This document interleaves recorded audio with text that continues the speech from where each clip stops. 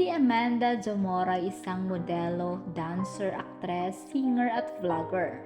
Una siyang nakilala ng marami nang sumali siya sa Pinoy Big Brother Connect noong 2021. Kamakailan lamang ay naging maingay ang pangalan ni Amanda matapos siyang malink sa kapamilya actor na si Daniel Padilla, kung saan siya nga ang itinuturong bagong girlfriend di umano ni Daniel. Ito'y sa gitna ng bali-balitang may bagong girlfriend na raw ang ex-boyfriend ni Catherine Bernardo.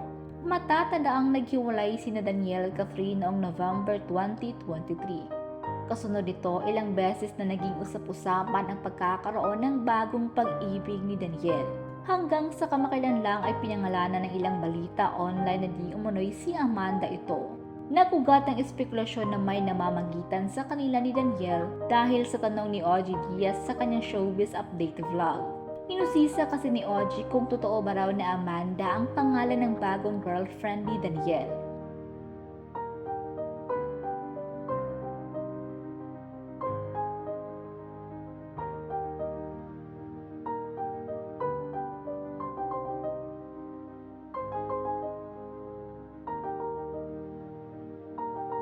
Agad namang napadpad sa social media account ni Amanda ang mga netizens. Marami kasing ikinokonekta ang pagiging malapit ng pamilya ni Amanda sa pamilya ni Daniel.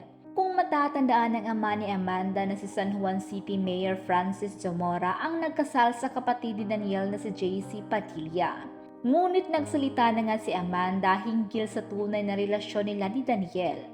Itong July 30 sa pamamagitan ng isang Instagram story, nanawagan si Amanda na itigil na ang pagpapakalat ng wala umanong basihan na balita at chismis tungkol sa kanya.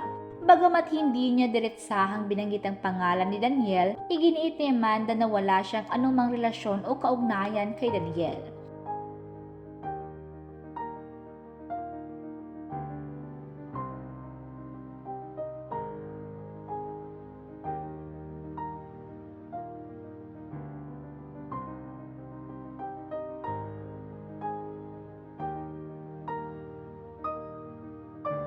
Samantala, sa ngayon ay wala pa namang pahayag o reaksyon si Daniel hinggil sa espekulasyon na si Amanda ang kanyang bagong girlfriend.